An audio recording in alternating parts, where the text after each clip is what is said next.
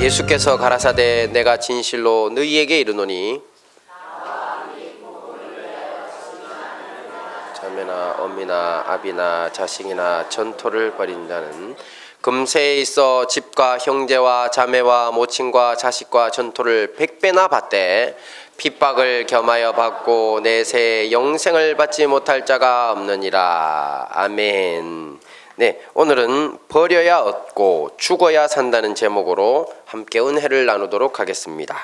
제목이 좀 이상하다고 생각되시죠? 네, 이런 식의 말을 우리말로는 역설이라고 하고요, 영어로는 paradox라고도 합니다. 오늘은 이 역설에 담겨있는 진리를 통해 생명의 말씀을 찾는 시간을 갖도록 하겠습니다. 같이 봅니다. 시작. 버려야 얻는다. 네, 도종한 시인의 단풍 드는 날 중에 나오는 시기를 제가 조금 읽어드리겠습니다. 버려야 할 것이 무엇인지를 아는 순간부터 나무는 가장 아름답게 불탄다. 제 삶의 이유였던 것, 제 몸의 전부였던 것 아낌없이 버리기로 결심하면서 나무는 생의 절정에 선다. 네, 단풍나무가 자신이 가진 화려한 나뭇잎을 다 버리고 겨울을 맞아야 하는 계절에 설 때 가장 아름답게 불탄다는 것이 참 깊은 생각을 하게 합니다. 버려야 얻는다는 제목에 맞는 일러스트 자료를 구하다가 제가 국민일보 겨자씨 칼럼에서 보고 오늘 주제와 참 잘 어울려서 한번 소개해 보았습니다.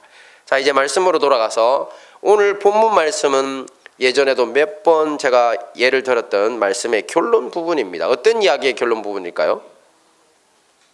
네, 바로 부자 청년 이야기 또는 부자 관원 이야기라고 부르는 이야기의 결론 부분인데요. 한 번 더 그 기억이 다들 나시죠? 그래도 네, 부자요 관원이었던 한 잘 나가던 청년이 하루는 예수님께 달려옵니다. 그리고는 쫙 무릎을 꿇고 엎드리면서 새 시대의 새 생명인 영생을 얻는 비결에 대해서 예수님께 묻습니다. 예수님께서는 그를 사랑스럽게 여기시고 너의 가진 것을 다 팔아서 가난한 자를 주고 이제 나를 따르라 이렇게 말씀하셨습니다. 하지만 이 사람이 부자이다 보니 결국 근심하며 떠나가고 다시 돌아오지 않았다는 이야기입니다. 자, 같이 봅니다. 시작. 버려야 할 재물. 네, 히브리서 12장 1, 2절 말씀은요, 우리가 예수님을 바라보고 달려가는 믿음의 경주를 위해서 버려야 할 짐에 대해서 말씀하고 있습니다. 그 말씀을 다 같이 한번 볼까요? 시작. 모든 무거운 것과 얽매이기 쉬운 죄를 벗어버리고 인내로서 우리 앞에 당한 경주를 경주하며, 네, 바로 모든 무거운 것과 얽매이기 쉬운 죄를 벗어버려야 믿음의 경주를 할 수 있다는 것입니다. 특별히 오늘 본문 이야기의 주인공이었던 청년에게 예수님은 자신을 따르기 위해서 재물이라는 무거운 짐을 내려놓아야 한다고 지적하신 것입니다. 여기서 제가 질문을 하나 하겠습니다. 여러분, 돈이 소중하십니까? 주님이 소중하십니까? 많이 어려우시죠? 네, 주님과 비교하면 너무 어려울 수 있으니까 다시 질문을 바꿔야 되겠습니다. 그러면 자, 여러분, 돈이 소중하십니까? 여러분의 생명이 더 소중하십니까? 말은 그렇게 하시죠. 자, 2011년 3월 11일 이웃나라 일본에서는 동북지역 해저 10km 지점에서 진도 9.0의 강진이 발생했습니다. 이 지진으로 인해서요, 지진 해일, 이걸 쓰나미라고 합니다. 지진으로 일어나는 해일을요. 이런 쓰나미가 일어나 후쿠시마 원자력 발전소에 원자로가 폭발을 하고 방사능이 누출되는 원전 사고가 발생했습니다. 대재앙입니다. 저 지금 인류의 대재앙이 돼가지고 있는데 저 해류가 저기 세계 바다를 다 돌아서 우리나라로 돌아올 날이 얼마 안 남았답니다. 예. 자, 그리고 이 또 해안마을로 덮치는 이 쓰나미로 인해 일본 경찰의 공식 집계로는요 2만 5천여 명의 인명 피해가 났고요. 또 미확인자까지 포함할 때는 사망자가 수만 명에 이를 것으로 전망하고 있습니다. 자, 물적 피해는 일본 내각부 추산 우리 돈으로 환산해서 약 160조에서 250조 원이었습니다. 이 대지진으로 인한 해일, 쓰나미의 위력과 참상은 동일본 대지진이라는 이름으로 연일 보도되고 뉴스를 통해 우리에게도 생생하게 전해졌습니다. 제가 기억하기에 간발의 차이로 삶과 죽음이 갈리는 영상도 있었습니다. 그리고 이 쓰나미가 지나가고 복구 현장에서 아주 이슈가 되었던 물건이 있습니다. 그것은 다름 아닌 돈을 보관하는 금고였습니다. 쓰나미 이후에 유실물로, 잃어버린 물건으로 경찰에 반환되거나 회수된 것이 5,700여 개, 반환 금액만도 우리 돈으로 230억 원이 넘었습니다. 하지만 그 외에 더 떠내려간 것에 대해서는 추산 불가합니다. 그렇죠? 어느 만큼의 돈이 떠내려가 버렸는지는 알 수가 없답니다. 일본에서는 은행에 돈을 맡기지 않고 집안 금고에 보관하는 집들이 아주 많다고 합니다. 왜냐하면 20여 년이 넘는 장기 불황으로 디플레이션, 저금리로 인해서 은행에 돈을 맡겨두기보다 은행이 불안하다고 생각하는 거죠. 그래서 금고에 보관하는 풍습이 생겼습니다. 그런데 어떤 이들에게는 바로 이 금고가 이 쓰나미 당시의 문제였습니다. 혹자에 의하면 갑작스럽게 밀려드는 쓰나미의 와중에도 이런 금고 속 돈을 찾으러 자신의 집에 들어갔다가 시간을 놓쳐서 해일에 휩쓸려 목숨을 잃은 사람들이 많았다는 것입니다. 바로 돈이라는 무거운 짐을 지고 달려가지 못하다가 육신의 생명을 잃어버린 것입니다. 혹시 우리가 이런 상황을 겪는다면 어떻게 할 거예요? 쓰나미는 아직 보이지 않습니다. 또 그냥 해일이 몰려온다는 경고만 있는 상황입니다. 그래도 여러분은 무조건 달리시겠습니까? 아니면 금고로 돌아가시겠습니까? 힘드시죠? 그렇습니다. 우리는 오늘 본문의 부자 청년 이야기를 통해서 돈이라는 무거운 짐 때문에 육신의 생명보다 더 소중한 영원한 생명을 잃어버린 사람에 대한 교훈을 얻을 수 있는 것입니다. 영생을 얻기 위해서는 어떻게 해야 된다고요? 버려야 합니다. 그래야 얻습니다. 자, 두 번째 봅니다. 시작. 버려야 할 가족관계. 네. 근데 예수님께서 지적하신 버려야 할 무거운 짐은 돈뿐만이 아니었습니다. 말씀을 같이 볼까요? 시작. 예수께서 가라사대 내가 진실로 너희에게 이르노니 나와 및 복음을 위하여 집이나 형제나 자매나 어미나 아비나 자식이나 전토를 벌인 자는, 네, 이 말씀에서 집, 형제, 자매, 어머니, 아버지, 자식, 전토까지 모든 돈과 아울러 모든 가족관계까지 버려야 한다는 것입니다. 그런데 이상한 점이 있습니다. 이 말씀 다음에 바로 이어지는 30절 말씀입니다. 시작. 금세에 있어 집과 형제와 자매와 모친과 자식과 전토를 100배나 받되, 네, 버렸던 집을 100배로 받는 것은 이해가 되지만 형제, 자매, 모친, 자식을 100배로 받는다는 것이 이해가 되십니까? 금세라는 것은요, 현재 살아가는 세상을 일컫는 말인데 우리가 버리고 나서 다시 찾는다고 형제, 자매, 어머니와 자식이 100명이 될 수는 없는 것입니다. 따라서 이것은 양이나 질과 같은 물질적 풍요의 100배를 일컫는 말이 아닙니다. 가족관계, 인간관계적 풍요를 일컫는 말씀으로 해석해야 됩니다. 네, 가족은 가족인데 원수가 많거든요, 원래. 자, 둘러보시면, 자, 외형은 가족인데 원수가 많다고요, 가족들 중에. 우리는 그냥 농담으로 하는데 꼭 그렇지 않습니다. 진짜 원수들이 있습니다. 네.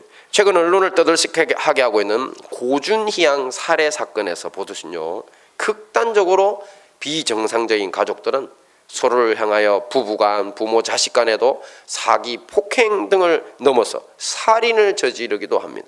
너무 저런 뉴스 많이 듣습니다. 또한 외형적으로는 정상적인 가족들로 보일지라도 서로를 향한 삐뚤어진 기대와 욕망으로 상처받아서 얼마나 힘들어하는 사람들이 많은지 모릅니다. 근래에 듣던 말로서 엄친아라는 말 기억하시죠? 저번에 소개를 했었는데 엄마, 친구, 아들. 네, 보통 우리 어머니들이 야, 엄마, 친구, 아들은 이것도 잘하고 저것도 잘하는데 너 뭐냐? 뭐 이러면서 우리 자녀들을 핍박할 때 쓰는 용어입니다. 하도 많은 어머니들이 공용어로 쓰다 보니 사회적으로도 희화화되어서 이렇게 공식적으로 사용되고 있습니다. 물론 어머니들의 입장에서는 친구 아들과의 비교를 통해서 조금 과장을 심하게 했어라도 자기 자식의 분발을 요구하는 그런 측면도 있겠지만 과연 이것이 자녀들만을 위한 그런 선한 의도만 있겠습니까? 자식을 통해 자기가 높아지고 싶은 욕망도 분명히 있을 것입니다. 이런 것을 심리학적으로는 자기의 욕망을 자녀에게 투사시켰다라고 합니다. 가벼운 정도야 무엇이 문제가 되겠습니까마는 너무 지나쳐 병적인 집착으로 발전하게 되면 자신과 자녀 모두를 불행하게 만들 수 있습니다. 사회적으로는 요즘 보시면 제가 자주 소개하는 자료인데 학업 스트레스를 견디지 못하고 자살이라는 극단적인 선택을 하는 아이들이 많습니다. 또한 뉴스를 보시면 초등학생들마저 한 해 평균 50명 정도가 자살한다고 합니다. 그러니 결코 가볍게 넘길 일이 아닌 것입니다. 이 모든 것들이 우리가 버려야 할 것들입니다. 부모들은 자식을 버려야 합니다. 그래야 자식이 삽니다. 자녀들은 내가 못 살아본 인생을 대신 살아주고 보상 심리를 만족시켜줄 대상이 아니라는 것입니다. 또 내 남편이 못 이룬 출세를 또 이루어가지고 대리 만족시키게 해줄 대상도 아닙니다. 이런 잘못된 기대들을 어떻게 해야 된다고요? 버려야 합니다. 또한 그리스도인으로서 변화된 가정이라면 자녀뿐만이 아닙니다. 우리의 배우자를 향한, 또한 우리의 부모님들을 향한 그런 잘못된 의식들도 버려야 합니다. 너무 많은 지나친 기대, 집착이 결단코 우리 그리스도인들에게 합당한 것이 아니라는 것입니다. 혹시 우리 중에 지금까지 이런 잘못된 기대의 삶을 살아온 분들이 계시다면 오늘 당장 회개하시기를 축원합니다. 축원합니다. 할렐루야. 네, 자, 두 번째 시작. 죽어야 산다. 네, 죽어야 삽니다. 이 부자 청년 이야기에서 예수님께서는 청년에게 재물을 다 팔아 가난한 자에게 주고 와서 나를 따르라고 하셨습니다. 그랬더니 청년은 재물이 많아 근심하며 떠났다고 했는데 이 청년을 뒤로 하고 예수님께서 이런 말씀을 하셨습니다. 봅니다. 시작. 낙타가 바늘기로 나가는 것이 부자가 하나님의 나라에 들어가는 것보다 쉬우니라. 네. 그래서 이 말씀을 잘 못 이해하면요, 부자가 되면 천국 못 가는구나. 옛날에 제 아는 분이 그러셨어요. 나는 절대 부자 안 될 거라고. 왜요? 천국은 가야 될 거 아니냐고. 이렇게 그런 오해를 하시기 쉬운데 절대 그렇지는 않습니다. 자, 이 비유에 대해서 크게 두 가지 학설이 있었습니다. 무슨 의미인지 그 뜻을 알고 싶어서. 하나는 예수님 당시 예루살렘 성문 옆에 소위 바늘귀 문이라고 지칭되는 작은 문이 있었다고 합니다. 이 문은 밤에 외적의 대대적인 진입을 막고자 큰 성문이 닫히고 나면 사람들이 사용할 수 있던 쪽문 같은 것이었다고 합니다. 이 바늘귀 문으로 불리는 문은 하도 작아서 낙타가 짐을 양옆에 지고 못 들어갑니다. 그래서 문 앞에서 일단 짐을 내리고 또 무릎 꿇듯이 겨우겨우 들어가서는 짐을 옮겨 다시 낙타 등에 실어야 했다고 합니다.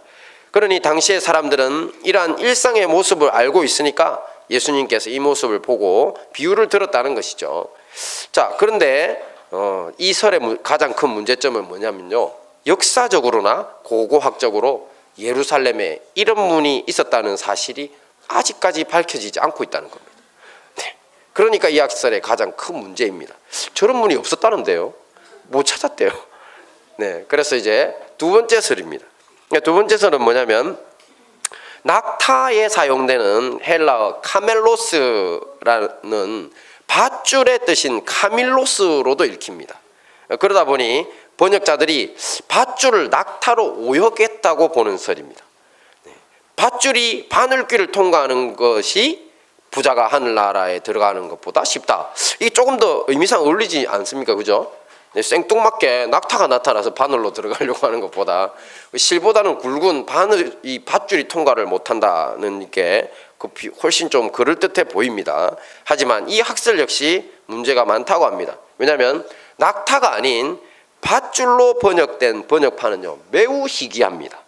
그리고 있다고 해도 5세기가 넘어서 겨우 발견되고요. 그리고 무수한 언어 연구자들, 또 원어 학자들, 이런 분들이 연구해서 옮긴 대부분의 성경 번역본들이 다 밧줄이 아닌 낙타로 되어 있습니다. 무엇보다 더 쉬우니라가 있죠. 낙타가 바늘귀로 들어가는 것이 더 쉬우니라 할 때 이 쉬우니라라고 하는 의미의 그리스 낱말이 유코포테로스라고 하는 말인데요. 이 원형 유코포스가 원래 아주 가벼운 수고로라고 하는 뜻을 가졌어요. 이건 무슨 말이냐면 산 존재가 능동적으로 들어가는 거지 무생물이 들어가는 뉘앙스는 아니라는 겁니다. 그러니까 낙타라고 하는 살아있는 생물이 맞다는 거죠. 자, 그러니까 이 두 번 학설 밧줄 오역설도 사실 좀 설득력이 없다. 자, 그러면 최근에 새로운 학설이 생긴 것 같습니다. 저는 이 이야기가 제일 타당해 보이는데요. 바로 낙타의 삶과 마지막까지 실이되어서 인간에게 봉사하는 과정에 관한 이야기입니다. 그래서 정확한 이름이 없어서 죽어서 실이 되는 낙타설 뭐 대충 한 이 정도로 제가 한번 부르기로 했습니다. 자, 낙타의 수명은 대략 60에서 80년이 됩니다. 엄청 오래 살죠. 네. 그리고 태어나서 움직이고 짐을 나를만 하면 그때부터 일생을 인간을 위해서 봉사합니다. 근데 낙타는 유일하게 물 없는 사막을 오래도록 걸어갈 수 있고요. 또 모래바람 속을 뚫고 지나갈 수 있는 동물이라고 합니다. 굉장히 영리합니다. 네, 영리하고 지난번 제가 TV에서 낙타와 말이 경주하는 걸 봤는데 사람들이 어디다가 걸었겠어요, 돈을. 네, 다 졌습니다. 낙타 어마어마하게 빠릅니다. 네. 그리고 그 영리하기가 진짜 말도 못합니다. 어제 우리 다니엘이 준 자료를 읽어봤는데 세상에 지가 없으면 그 사막에서 큰일 날 걸 아니까 주인한테 그렇게 거들먹거리면서 갑니다. 사막을 지나갈 때. 그리고 어떤 때는 그냥 발로 들고 차기도 하고 그냥 짜증도 부리고 막 그래요. 그래, 주인은 그래도 참아야 된답니다. 왜냐하면 이놈 화나서 도망가 버리면 죽잖아요. 그래, 끝까지 참고 가다가 오아시스가 나타나면 그럼 이제 나무에 묶어놓고 막 때린답니다. 이 나쁜 놈이 있냐고. 그래야지 버릇이 든다네요. 그래, 그렇게 얻어맞고 나면 오난을 품으니까 자기 터빈을 던져주더라고요. 그럼 그 터빈을 물고 발로 차고 날립니다, 밤새. 네, 그리고 아침에는 이제 기분이 좋아져가지고 다시 또 떠난답니다. 그만큼 영리한 녀석들입니다. 네. 근데 이런 유목민들은 천막을 자주 바꾼다고 합니다. 바람에 찢기고 또 다른 지역의 군인들에게도 빼앗기고 그렇기 때문에 자주 만들었다고 하는데, 그래서 그만큼 실도 많이 필요했습니다. 하지만 지금으로부터 2000년 전이었던 그 시절에 마땅한 실이 있을 리가 없습니다. 그래서 유목민들은요, 족장들이 모여서 회의를 하고 각 족부에서 가장 나이가 많은 낙타 한 마리씩을 선택해서 전날 저녁에 아주 잘 먹이고 그 다음날 잡았다고 합니다. 우리 예수님도 마지막 만찬을 가지셨죠. 참 사람을 위해서 끝까지 희생만 하고 가는 겁니다. 그리고는 큰 가마솥에 껍질 벗긴 낙타를 넣고요, 올리브 기름 3분의 1, 또 물 3분의 1과 함께 낙타가 가마솥에서 완전히 녹아 흔적도 없어질 때까지 계속 엄청난 고온을 넣어서 한 3000도 이상이라고 하는데 끓입니다. 그리고 완전하게 녹아진 것을 확인하면요, 바로 그 가마솥 밑에다가 이런 큰 크기의 웅덩이를 팝니다. 네, 그런 웅덩이를 파고 그 위에다가 물을 붓고요, 가마솥 밑에 또 20여 개 정도의 미리 구멍을 뚫을 수 있는 장치가 있는데 그것을 구멍을 내 가지고 그 작은 구멍을 통해 이 낙타 액기스를 물속으로 흘려 보냅니다. 그럼 어떻게 되겠습니까? 네, 그러면 낙타의 뼈와 단백질이 녹아서 이루어진 하얀 실 같은 것이 멈추지 않고 저 물속으로 흘러 들어가면서 이런 실의 형태가 된다는 것입니다. 네, 사람들은 그 실이 식었다고 판단되면 이 낙타를 녹여 만든 실을 타래에 감아가지고 천막을 기울 때에 바늘귀에 넣어서 사용했습니다. 그때 당시에는 다른 짐승을 다 해봤지만 낙타만큼 질긴 실은 없었다고 합니다. 자, 어떻습니까? 살아있던 낙타는 바늘귀를 통과할 수 없었지만 그것이 죽어 흔적도 없이 물과 기름과 함께 녹아 없어졌을 때 실이 되어 바늘귀를 통과할 수 있었습니다. 앞에서 저는 말씀을 통해 재물이나 자녀나 배우자에 대한 잘못된 기대나 가치를 버려야 한다고 했습니다. 우리 기독교 공동체에서는 이런 것을 내려놓음이라는 말로 몽골 선교사였던 이용규 선교사님의 책을 통해 한때 아주 유행했던 적이 있습니다. 근데 여러분, 이런 내려놓음이 쉽습니까? 어렵습니다. 물질이나 자식이나 배우자에 대한 기대, 또 어느 누구에 대한 것이든, 그것이 잘못된 것이든 옳은 것이든 상관없이 버려두고 내려놓는다는 것이 말처럼 쉽게 되지 않습니다. 은혜 받았을 때는 아이고 내가 그렇게 해야지 결심합니다. 하지만 지나가면 그뿐입니다. 그 해결책은 오늘 본문 말씀 속에 있었습니다. 낙타는 살아서는 바늘길을 통과할 수 없지만 죽고 삶아져서 흔적도 없이 녹아졌을 때 실이 되어 바늘길을 통과할 수 있었다고 했습니다. 우리가 죽는 것에 답이 있다는 것입니다. 이처럼 그리스도인으로서 우리는 죽어야 어떻게 할 수 있다고요?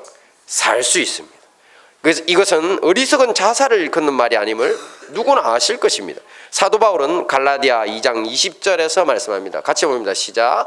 내가 그리스도와 함께 십자가에 못 박혔나니 그런즉 이제는 내가 산 것이 아니요 오직 내 안에 그리스도께서 사신 것이라.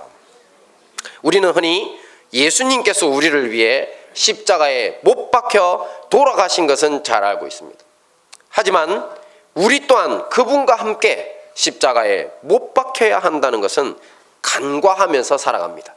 그냥 교회만 왔다 갔다 하면 그냥 하나님 믿는 건 줄 알고 크리스찬인 줄 알지만 천만의 말씀이십니다. 함께 봅니다. 시작.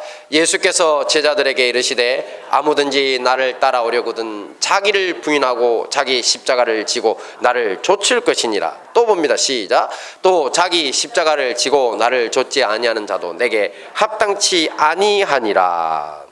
예수님께서는 자기를 부인하고 십자가 지고 따라오라고 하십니다. 그렇게 하지 않는 사람들은 예수님에게 합당하지 않다고까지 말씀하십니다. 이렇게 예수님께서 십자가를 지고 따라오라고 하신 것은 무슨 까닭입니까? 사도 바울의 말처럼 그리스도와 함께 십자가에 자기 자신을 못 박기 위해서입니다. 내가 죽어야 그리스도께서 내 속에 사실 수가 있기 때문입니다. 이것이 바로 부활이요 능력이요 영생을 얻는 길입니다. 하지만 우리의 힘과 노력으로 우리는 자신을 못 박을 수 없습니다. 오직 성령의 인도하심을 받아 모든 진리 가운데로 인도함을 받아야만 합니다. 성령께서 우리의 가슴과 생각을 뜨거운 불로 녹여주실 때만 가능하다는 이야기입니다. 제가 요즘 다시 보니 대충 죽고 녹여서 될 일도 아닌 것 같습니다. 낙타가 한 3000도 이상이 되는 고운 가마솥에서 완전히 녹아 그 뼈와 살이 흔적도 없어지면서 엑기스로 변하기까지 진리의 말씀의 가마솥과 또 은혜 충만의 불로 완전히 녹여주셔야만 합니다. 그래서 예수님께서는 부자가 천국에 들어가는 것보다 낙타가 바늘기로 들어가는 것이 더 쉽다고 하셨지만 그 뒷말이 뭔 줄 아십니까? 사람으로는 할 수 없으되 하나님은 다 하실 수 있다고 하신 것입니다. 할렐루야. 네, 하나님의 성령의 인도하심을 받으시면 그렇게 죽일 수 없던 우리도 죽을 수 있게 되는 것입니다. 결론을 맺겠습니다. 오늘 우리는 버리기도 해야지만 결국에는 뭐 해야지 살 수 있다고 했습니까? 죽어야 삶을 얻을 수 있습니다. 그러므로 우리는 이제부터라도 재물, 가족, 또 이에 더 나아가서 교인이나 직장 동료나 학우 등 모든 타인들에게까지 가졌던 잘못된 기대와 가치관은 그리스도 안에서 다 내가 버려야 합니다. 그래야지 짐이 없는 상태가 됩니다. 그리고 매일매일 고운 가마솥 속 낙타처럼 진리의 말씀의 가마솥과 은혜 충만의 불로 녹여줄 수 있도록 주님께 자기 자신을 맡기고 죽어져야 할 것입니다. 이 모든 말씀으로 2018년 한 해도 승리하시는 우리 행복한 다니엘 교회 성도님들과 형제교회 성도님들 되시기를 축원합니다. 아멘.